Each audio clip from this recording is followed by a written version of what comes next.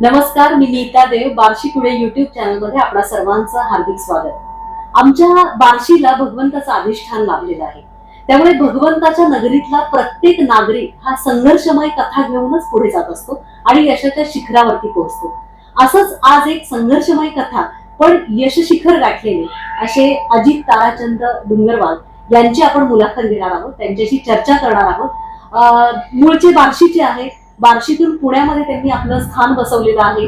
तर अशा भगवंत नगरीमधून पुण्यनगरीचा हा प्रवास त्यांचा कसा आहे याच्याबद्दल चर्चा करणार आहोत. नमस्कार. बार्शी टुडे युट्यूब चॅनल मध्ये आपलं खूप स्वागत आहे. धन्यवाद. काय सांगाल सर, बार्शीमध्ये आपला जन्म झाला, आपलं बालपण किंवा एज्युकेशन पूर्ण बार्शीत झालेलं आहे, तर फक्त महाविद्यालयीन प्रवासापर्यंत काय सांगाल? महाविद्यालयीन प्रवास म्हणलं तर पहिलं मी बार्शी इंग्लिश मिडियम जी पहिली चालू झाली बार्शीमध्ये त्याच्यामध्ये होतो जवळ 4थी पर्यंत. त्याच्यानंतर 2-3 शाळा बदलल्या. न्यू स्कूलला होतो, टेक्निकलला होतो, अगदी 3 नंबर शाळेत सुद्धा होतो. आणि महाविद्यालय म्हणलं तर BP सुलाके कॉमर्स कॉलेजला होतो. त्याच्यानंतर मग मी आई वडिलांची पार्श्वभूमी किंवा माझे शेतकरी कुटुंबातनं आम्ही सगळे, म्हणजे आमचे वडील आणि त्यांचे 4 भाऊ असे मिळून 5 भावांचं एकत्र कुटुंब. आमचं बीडच्या तिथं चौसा पारगाव म्हणून गाव आहे, तर त्या गावचे मूळचे आम्ही. माझे वडील शेती करत होते आणि सामाजिक कार्यात पण होते. म्हणजे आज पण ते पारगाव ग्रामीण सोसायटीचे 35 वर्षापासून चेअरमन आहेत. म्हणजे एक छत्र चेअरमन आहे, म्हणजे तो वारसा त्यांचा आहेच आमच्याकडे. आणि आजही ते स्टँडिंग चेअरमन पण आहेत. आमच्या इथं भीमरशंकर शुगर प्रायव्हेट मिल म्हणून होती, त्याचे पण ते जवळजवळ 25 वर्ष चेअरमन होते. आत्ताच आम्ही म्हणजे त्यांच्या वयामुळे त्यांना राजीनामा द्यायला लावला, नाहीतर आजपर्यंत तेच चेअरमन होते. आता ते पुण्यातच राहतात. आता बार्शी पुणे करतो. बार्शी हे प्रॉपर माझ्या मामाचं गाव आहे ऍक्च्युली.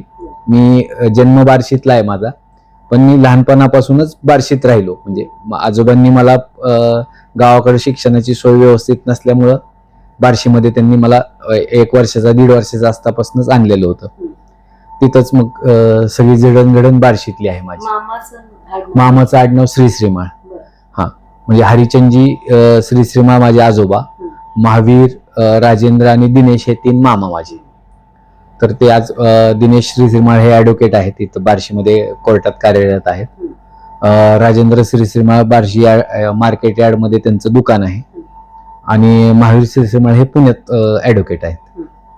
आणि बाकी चुलत मामा पण आहे भरपूर, म्हणजे श्रीश्रीमाळ फॅमिली भरपूर आहे. ते सगळे मामा कंपनीच आहे माझी पूर्ण. आता बिझनेसचा वारसा म्हणून तुम्ही बार्शीतच स्थायिक होण्याचं असं काही नाही ठरवलं? स्थायिक असं नाही, कारण आता काय एकदा गेलेलं कुटुंब पुण्याला परत येणं थोडं अवघड आहे. पण आमचा ओढा बार्शी जास्त असल्यामुळे आता परत बार्शीमध्ये एंट्री करून 1-2-2.5 वर्ष झाली की बार्शीत पण थोडं काम चालू केलेलं आहे. बार्शीत काय करत होतात BCom वगैरे झाल्यानंतर? नाही, बार्शीत तसं मी काहीच केलं नाही. पण काय झालं, बार्शी सोडायचं कारण पण एक गमतीशीर आहे. मी त्या काळात थोडासा उन्हाळा असल्यासारखं होतो. लॉटरीमध्ये थोडे पैसे गेले माझ्याकडनं. म्हणजे इनफॅक्ट आमचे आजोबा चांगल्या परिस्थितीत असल्यामुळे ते काही जाणवलं नाही, त्यांनी ते कव्हर केलं. पण त्या इन्सिडेंट्समुळे मला बार्शी सोडायला लागली. तुम्ही काढलं होतं? लॉटरी खेळलो होतो. एक तिकीट नाही, इन्स्टंट पैशाच्या हव्यासापोटी किंवा त्यावेळेस आता यंग जनरेशन जी करते की बाबा ते योग्य आहे का? नाही नाही, करतायत ते कधीच योग्य नाही. मी सावरलो, प्रत्येक जण सावरला असं नाही. माझ्यासोबत न सावरलेल्याची शंका 100 आहे. पण आपण न सावरलेल्या लोकांकडे बघत नाही कधीच. आपण फक्त सावरलेल्याच लोकांकडे बघतो. त्यात माझं नशीब चांगलं किंवा घरच्यांची पुण्य आहे की बाबा आम्ही त्यातनं सावरू शकलो. पण प्रत्येक जण हे सावरू शकत नाही. इन्स्टंट मनीच्या मागे तर शक्यतो कुणी लावू नये. बार्शीत तर आपल्या मोठमोठे कांड झालेले आहेत आपल्याकडं. ऐकी माहिती आहे आमच्याकडे. म्हणजे पर्सनली माझा काही कुणाशी टच नाही त्या गोष्टी, पण आहे माहिती. तर तसा विषय आहे. त्याच्यानंतर मग मला आजोबांनी माझ्या कुरकुमला एक जेमिनी एडिबल ऑइल म्हणून कंपनी आहे. मी 97 ला बार्शी सोडली. 97 ते 98 मी गावात राहिलो आमच्या पारगावला. 98 ते 2003 मी कुरकुमला होतो. कुरकुम MIDC पारकपूरमध्ये मी कामाला होतो. साधारणतः सुरुवात माझी 700 रुपये पगारापासून झाली. ते मी सोडताना मला 4,000-4,500 रुपये पगार होता, म्हणजे मॅक्स. म्हणजे एक काळ असा होता की 95-96 ला माझा पॉकेट मनी आमच्या आजोबा मला 4,000 रुपये द्यायचे आणि 2003 ला मला पगार 4,000 रुपये होता. म्हणजे हा फरक होता की म्हणून लोकांनी ना थोडस संयम बाळगून पोरांनी आजकालच्या करावं का प्रत्येकाला तो चान्स नाही मिळत जो मला मिळाला. पण तिथून पुढे मग माझं स्ट्रगलिंग पिरियड चालू झाला. माझं मॅरेज झालं. पण इतकं छान म्हणजे मामाच्या सहवासात बिझनेस मध्ये वडील पण एवढ्या चांगल्या क्षेत्रात कामगिरी आणि मग 4,000 पगार घेताना काय काय भावना होत्या नेमक्या? भावना म्हणजे कसं होतं की तोपर्यंत असा एक विश्वास होता की आपल्याला कोणतरी टेक ओव्हर करणार आहे किंवा काय आहे. मग इन बिटवीन 2003 ला आमची आजी वारली. आजी वारल्यानंतर आजोबांनी स्पष्ट केलं की आता तुला आमच्या घरात थारा नाहीये, तुझी आजी गेली, तुझा विषय संपलेला आहे, आता तू आणि तुझं नशीब, तू तुझं बघायचं काय असेल ते, आता आमच्याकडे तू यायचं नाही. ते कारण माझ्या चांगल्यासाठीच असणार आहे. त्यावेळेस त्यांनी जे डिसिजन घेतलेलं आणि ऍक्च्युली त्यांच्या त्या डिसिजनमुळे मी आज ह्या पोझिशनला आहे. जर त्यांनी ते डिसिजन त्यावेळेस घेतलं नसतं, ते जर मला पाठीशी घालत राहिले असते तर मी आज हे होऊ शकलो नसतो जे मी आज आहे. म्हणजे आता जे आत्महत्या होत आहे, पॅम्पर करतो आपण, खूप पॅम्पर करतो म्हणजे काय, पॅम्पर आई वडील करतात बरोबर आहे, पण मुलं पण आहारी जातात. कुणाचं तरी बघून जगण्याची जी प्रवृत्ती आहे ना की ह्याच्याकडे हे आहे म्हणून मला पाहिजे, ही प्रवृत्ती चुकीची आहे. म्हणजे माझ्याकडे काय आहे, माझ्यापेक्षा खालच्याकडे ज्यावेळेस मी बघतो ना त्यावेळेस मी समाधानी होऊ शकतो. ज्यावेळेस मी माझ्यापेक्षा मोठ्याकडे बघणार मी कधीच समाधानी नाही होऊ शकत. कारण प्रत्येकाचा नेक्स्ट व्हर्जन ह्या जगामध्ये आहे. म्हणजे अगदी अंबानीपेक्षा सुद्धा श्रीमंत लोक आहेत आणि गरीबाचा तर काही विषय नाही. आणि आपल्याला जे भेटतंय त्याच्यातनं काहीतरी दुसऱ्याला द्यायची प्रवृत्ती माणसाची असावी, हे म्हणजे माझा हा विचार आहे. आता करोना काळात पण आम्ही जवळजवळ 4,000 ते 5,000 किट वाटले.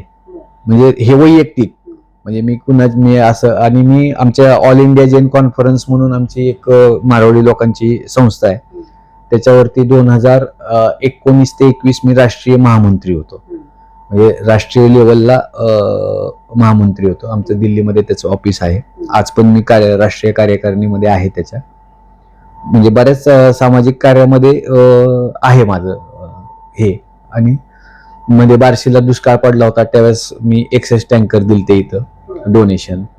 बरेच म्हणजे गणवेश वाटप किंवा काय असं जे आता बरेच शाळा आहेत ज्या मला कन्सल्टिंग करतात की बाबा सर आम्हाला हे नाहीये, तुम्ही हे पाठवा ते पाठवा, चालू असतं ते. आणि आम्ही कधी कुणाला जात नाही विचारली की तू कुठल्या जातीचा आहे किंवा तू खालचा आहे का वरचा आहे किंवा काय. ज्याला गरज आहे त्याला पोहोचवायचं हा एकच मोटिव्ह आहे. म्हणजे असं कधीच कुठला वर्णभेद किंवा जातभेद आम्ही आजपर्यंत केलेला नाही. पण बार्शीच्या कट्ट्यावरून कुरकमचा प्रवास म्हणजे तिथं जॉब करायचा फार फार डिफिकल्ट होतं. म्हणजे आयुष्यारामात नाही आयुष्यारामात राहिलेल्या माणसाला 14 तास ड्युटी करायला लागणं, त्याच्यातली 12 तास नाईट आणि 12 तास डे अशी ड्युटी होती आमची. पण त्या गोष्टीने एक वळण लागलं की काम केल्याशिवाय तुम्हाला किंमत नाही ह्या जगामध्ये. तुम्हाला प्रामाणिक कामच करायला लागेल, तुम्हाला त्याच्यात एक्सक्यूज तुम्ही देऊ शकत नाही. म्हणजे त्या काळात ते काम पडलं, त्याच्यामुळे आज आम्ही एवढं रिलॅक्स लाईफ जगू शकतो. नाहीतर हे शक्य नव्हतं. आणि मिसेसची साथ होती. मिसेसनी माझ्या, म्हणजे तुम्हाला बिलीव्ह नाही होणार, पण 15 लोकांची डबे तिने घरात केलेत, घरात धुणी भांडी केलीत तिने. आणि त्याच्यानंतर 15 लोकांना जीव घालून सगळं करून तिने मला साथ दिलेली त्या पडत्या काळात. ज्या काळात आमच्याकडं म्हणजे महिन्याच्या शेवटी 10 रुपये शिल्लक आहेत का असा प्रश्न असायचा आमच्याकडे, की आता आपल्याकडे 1,000-2,000 तरी शिल्लक पाहिजेत. आपल्याला एक मुलगी आहे बाबा, की तिला उद्या दवाखाना लागला तर काय करता येईल, ह्या परिस्थितीत मी गेलो. 4,000चं नियोजन कसं होतं? नियोजनच नव्हतं. नाही त्यावेळेस तर म्हणजे जबाबदारी पडलेली होती अंगावरती. म्हणजे एक रुपया खर्चताना 10 वेळा विचार, 10 वेळा नाही 100 वेळा विचार करायची परिस्थिती होती. 10 वेळा म्हणजे फार किरकोळ होईल, पण झालं. म्हणजे साथ दिली, मित्रांची भरपूर साथ होती त्यावेळेस. पण बार्शीच्या माझ्या मित्रांनी, माझ्या मुलीच्या डिलिव्हरीच्या पिरियडमध्ये बार्शीतले 2-3 मित्र आहेत, त्यांनी इथून मला पैसे दिलेले. ठीक आहे, ते 1,500 असतील 2,000 असतील, पण त्यावेळेस ते लय मोठे होते माझ्यासाठी.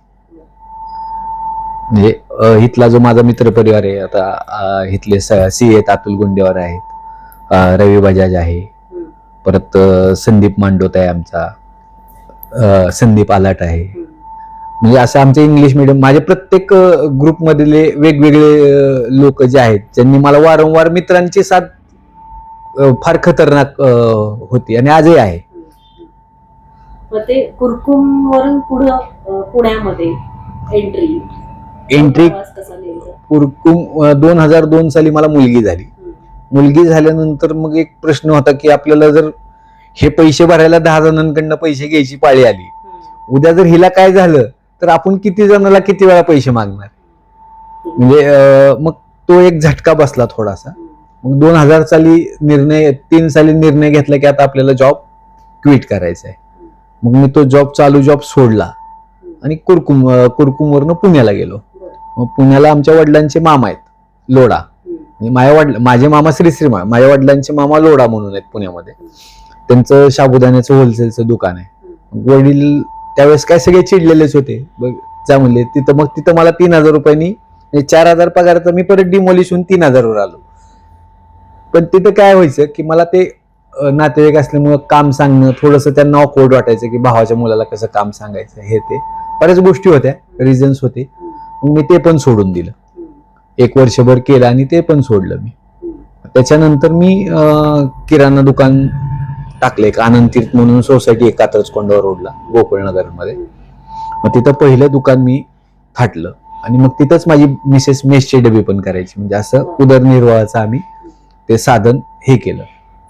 म्हणजे त्यावेळेस एक अशोक पगारिया सर म्हणून होते आमचे जैन समाजाचे मोठे, त्यांचं दुकान होतं. तिथं एक आमचे गुरु महाराज होते. त्यांनी सांगितलं असे असे आलेले आहेत बाहेरनं, त्यांना काही तुम्ही हेल्प करा असं तसं. मग त्या सरांनी मला 1 वर्षासाठी फुकट दुकान दिलं. म्हणजे 1ही रुपये डिपॉझिट नाही, 1ही रुपये भाडं नाही, तू फक्त कर आणि खा. आणि मार्केट यार्ड मध्ये 2-4 ठिकाणी त्यांनी सांगून ठेवलं की ह्याला काय लागेल ते उधार द्या 10-20 हजारापर्यंत. म्हणजे त्या काळातले अशी त्यांनी असं रुपये नाही दिला पण अशी मदत केली. म्हणजे सगळं सोडून घ्यावं नाही वाटलं बार्शीमध्ये? पर्यायच नव्हता ना. कसं येणार, मुलगी बायको गाठीशी इकडं असा काय कॉन्क्रीट कुठलाच विषय नव्हता. घरचे ऍक्सेप्ट करायला तयार नव्हते. येणार काय आणि करणार काय, तो विषयच नव्हता त्यावेळेस. रिटर्न हा विषयच नव्हता आणि त्याच्यामुळेच ते सक्सेस झाला. रिटर्न पर्याय ज्याला पर्याय असतो ना तो मग स्ट्रगलिंग नाही करत. मग ते कुरकुम ते दुकान पण मी 1 वर्षात बंद केलं आणि दुसरं दुकान गोकुळनगर चौकात टाकलं. 2 भाडे परवडत नव्हते तर आम्ही नवरा बायको दुकानच्या लॉफ्टवर राहिलो, मी माझी बायको आणि मुलगी. म्हणजे 10x8च्या लॉफ्टवर आम्ही 3 वर्ष संसार केला. आणि त्याच्यातनं मग तिची साथ होती भयानक. म्हणजे 2009 साली 2008ला भावाला पण मी माझ्या पुण्याला आणलं. हळूहळू माझं ते बसताना नाही का भाड्याने घर देणं. पुण्यात तो पहिला बिझनेस होता की भाड्याने घर द्यायचे किंवा काय असं बाहेरचे लोक यायचे, तो बिझनेस आम्ही लवकर कॅप्चर केला. त्याच्यातून मग ह्या रिअल इस्टेटमध्ये पदार्पण केलं. आणि परत आमच्या मामांचे मामा आहेत दुगड म्हणून, त्यांचे बरेचसे तिकडं त्या एरियात प्लॉटिंग वगैरे होती. त्यांनी मला बाबा तू एक काम कर बाबा, चल तू हे आमचं वीक तुला हे कमिशन देऊ असं. ह्याच्यातनं तो धंद्यामध्ये मी पदार्पण केलं. आणि 2009 ते 2012 ते धंदा केल्यावर 2012ला मी त्यांचं पार्टनर होतो 50%. हा, म्हणजे तेवढ्या झपाट्याने मग मी ते कॅप्चर करत गेलो आणि ते बघत गेलो. मग हे सगळे बिझनेस तुम्ही टप्प्याटप्प्याने पाहिले खरं तर. मग रिअल इस्टेट मध्ये जाताना काय काय साधारण अभ्यास केला असेल? अभ्यास म्हणजे तुम्हाला ग्राउंड वर्क करायला लागतं. प्रत्येक गोष्टीला तुम्हाला स्वतःला जायला लागेल. मेट्रो सिटीत फसवणूक भरपूर आहे. फसवणूक कुठं नाहीये. असं काही नाही की मेट्रो सिटीतच फसवतात आणि गावात फसवत नाही. आपल्याकडेही फसवणाऱ्यांचं प्रमाण भरपूर आहे. आपल्याला सावध राहावं लागतं. कसं आहे, तुम्ही गाडी चालवताय असं नाही की तुम्हीच ऍक्सिडेंट कराल, तुमच्या अंगावर पण कोणतरी धडकेल, पण परिणाम तुम्हाला पण भोगायचाच आहे त्याचा. तर त्याची काळजी आपणच घेतली पाहिजे. त्याला दुसऱ्याला दोष देऊन काय अर्थ नसतो त्याच्यामध्ये, की तुम्ही केलं म्हणून असं झालं हे म्हणणंच चुकीचं आहे. जे काय होतं ते आपल्यामुळेच होतं, दुसऱ्यामुळे कधीच काय होत नाही. आता सध्या साईट कोणत्या कोणत्या चालू आहे? आता सध्याला साईट एकदम सुरुवातीची पहिली नाही, माझं जास्त करून ट्रेडिंग मध्ये मी बिझनेस केला. मी जास्त आणि काही स्कीम्स केल्या ज्या तुलसी नावाने केल्या पुण्यामध्ये कोंढवा भागात वगैरे. पण बाकी मग जनरल माझं सगळं ट्रेडिंग मध्येच चाललं. आता इथे एक तुलसीनगर म्हणून आहे, पण ते रेडी लेआउट आपण विकत घेतो आणि परत त्याचं प्लॉटिंग करतो असं. अजून या बिझनेस मध्ये साधारण गायडन्स कोणाचे, पुणेकर किंवा बार्शीकर? नाही, ह्याच्यानंतर मी माझा एक्सपिरियन्सच आज 20 वर्ष म्हणजे जवळजवळ 2009 ते आज 2026 आहे. 18 वर्षाचा मला स्वतःच एक्सपिरियन्स आहे. आणि मी हे सगळं ग्राउंड वर्क मी स्वतः केलेलं आहे. कंपाऊंडच्या कामापासून सातबारा कसा बनवतात तिथून कुठं जायचं त्या प्रत्येक स्टेजला मी गेलेलो आहे. मी वैयक्तिक गेल्यामुळे मला त्याचा सगळा पूर्ण अनुभव आहे की कसं करायचं, काय करायचं, डील कसं करतात, काय करायचं, या सगळ्या गोष्टीचा अनुभव आहे. ग्राहकांचे प्रश्न बरेच असतील. नाही, ग्राहकांचे प्रश्न म्हणजे ग्राहक आपल्यासाठी देव आहे. त्याचे तर 100 प्रश्न असतील तर ते 100चं निरसन करणं आपलं काम आहे. तरच ते ग्राहक आणि माझं असं म्हणणं आहे की आजपर्यंत माझ्याकडनं तरी एकाही ग्राहकाची फसवणूक झालेली नाही, मी केलेली नाही. असा क्षण की तुम्हाला पण खूप चांगलं वाटलंय की यांचं समाधान खूप चांगलं झालं ग्राहकाचं, आणि ग्राहकाकडून पण तुम्हाला एक अभिप्राय चांगला आला, असं काय? माझा एकही ग्राहक असा नाही की ज्यांनी माझ्याबद्दल कुठला चुकीचा अभिप्राय दिला असेल आजपर्यंत. म्हणजे आमचं मोटिव्हच एक आहे की फायदा कमी झाला चालेल पण पुढच्याचं समाधान झालं पाहिजे. आणि आमची देतानाच भावना अशी असते की त्यांनी घेतल्यानंतर त्याचा उद्धार झाला पाहिजे, त्याच्या कुटुंबाला, त्याच्या प्रत्येक जडणघडणीला, त्या गोष्टीला त्याची किंमत त्याला त्याच्या पिढीजात त्याला राहिली पाहिजे, टिकली पाहिजे, तरच त्याचं ते सक्सेस आहे. म्हणजे आमच्या धंद्यात असं आहे की पुढच्याचं समाधान झालं तर आमचा सक्सेस आहे. जोपर्यंत त्याचं समाधान नाही तोपर्यंत सक्सेस नाही. फक्त माल विकणं हा सक्सेस नाही, माल ज्याला विकलाय त्याचं समाधान होणं हा सक्सेस आहे. आणि त्याच्यात उन्नती होणं, त्याची पण काळजी आम्ही घेतो. आता जे ग्राहक होम लोन काढून घरं घेतात त्या ग्राहकांना साधारण काय सांगाल? नाही, आपल्या परवडत नाही आणि नंतर मग नाही कसं आहे, त्याला नियोजनच पाहिजे प्रत्येक गोष्टीचं. मला जर पगार 1 लाख आहे तर मी साधारणतः 40,000 रुपये हप्ता येईल एवढंच घर घ्यावं. त्याच्यापेक्षा जर मोठी उडी खाल्ली तर मग ऑब्विसली तो बुडणारच आहे ना. आता माझी जर कॅपॅसिटी समजा 1 करोड रुपयाचं घर घ्यायची आणि मी जर 4 कोटीचा फ्लॅट बघायला गेलो, ऑब्विसली मला 3 करोड रुपये कुठून तरी बेअरच करायचे ना, कसे करणार? मग हेच सांगतो ना की कुणाला तरी त्यांनी 3 करोडचा घेतलाय म्हणून मी 3 करोड, मला गरज आहे का त्या गोष्टीची, तर मी घ्यावा. नसेल तर ठीक आहे ना, तो त्याच्या पद्धतीने, आपण आपल्या पद्धतीने. आता रिअल इस्टेट मध्ये काम करू इच्छिणारे जे युवक आहेत किंवा काही महिला आहेत, त्यांना काय संदेश द्याल?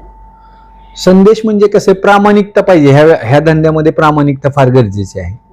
आणि हा बराचसा धंदा असा आहे की तो कागदावरती होत नाही, तो जबानीवरती होतो. आणि जबानीला किंमत असते प्रत्येकाच्या. आता येतात बरेच जण असे पण येतात उलटे सुलटे प्रत्येक. आता हा धंदा असा आहे की हा कुठं एक्सप्लेन कुठल्या वहीमध्ये शिकवू शकत नाही तुम्ही कुणाला.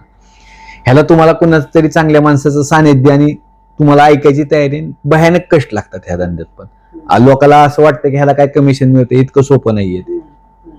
म्हणजे तेच सांगतो परत, आमच्या धंद्यामध्ये सक्सेस रेशो 0.5% आहे. 95% लोक ह्याच्यात यशस्वी होत नाही. ते फार लवकर क्विट करतात किंवा ते टिकूच शकत नाहीत, कारण हा इतका सोपा धंदा नाही.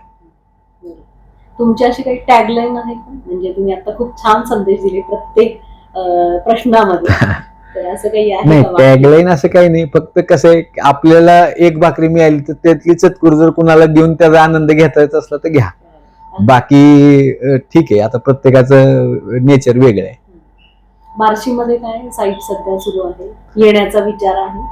नाही, बार्शीमध्ये आता ढगेमाळ्यामध्ये एक साईट चालू आहे, एक पानगाव मध्ये चालू आहे, आणि आता कमर्शियल आपलं रेसिडेन्शियल प्रोजेक्ट एक लॉन्च करायचं आहे. म्हणजे परमिशनच्या ह्याच्यामध्ये आहे.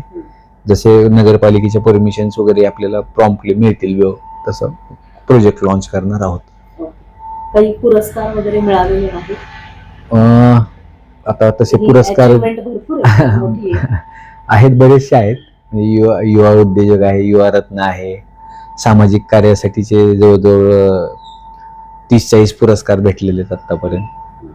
म्हणजे बऱ्याच ठिकाणी, म्हणजे मेरठ, दिल्ली, पुणे, मुंबई अशा बऱ्याच वेगवेगळ्या ठिकाणावरनं पुरस्कार भेटलेले. रिअल इस्टेट किंवा कन्स्ट्रक्शनच्या ह्याच्यामध्ये काम करत असताना तुमचं आदर्श असं व्यक्तिमत्व असं काही, म्हणजे आपण साधारण रतन टाटा वगैरे असं बघतो, इमेज करतो, तसं तुमचं काही- नाही, आमचं आदर्श एकच व्यक्तिमत्व आहे. आमचे आजोबा हरिजनजी श्री श्रीमाळ, हो. त्यांनी शून्यातनं विश्व निर्माण केलेलं आहे. हो. आणि त्यांचं मी फार लाडका नातू होतो. हम्म.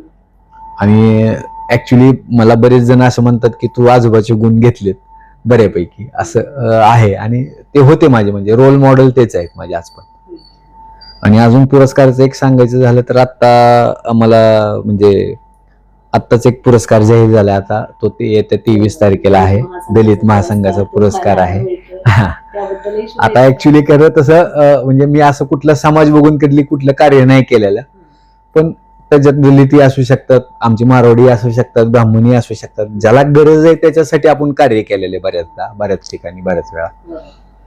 पण आपलं असं कधी जातभेद नाही. आता बरेचशा आता आमच्या इथं अप्पर इंद्रानगरला पण दलित समाजाच्या बऱ्याच मुली, त्यांचे आपण म्हणजे समजा आता त्यांना हे नाहीये, बस लग्न आहे त्यांचं, बाबा घरी जेवायला 50 लोकांचं जेवण नाहीये किंवा काय, अशा अडचणी घेऊन आमच्या काम मावश्या समजा हे त्या त्यांचे बस्ते बनवून दिलेत. बरेच असे भरपूर काम आहेत जे आमची मिसेस मिसेस बघते सगळं करायचं काय असेल.